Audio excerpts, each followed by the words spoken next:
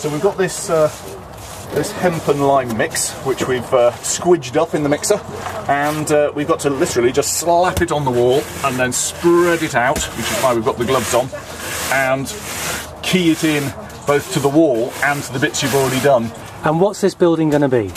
This building is called the LookOut, Tŷ Gwylio yn Gymraeg, and it's going to be, some days it's going to be used as a hide, some days we're going to have art exhibitions in there or photo exhibitions in there. It's going to be really nice to have that extra space within the reserve.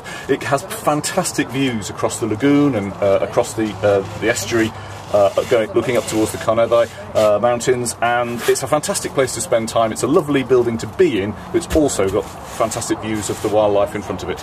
And what's it built out of?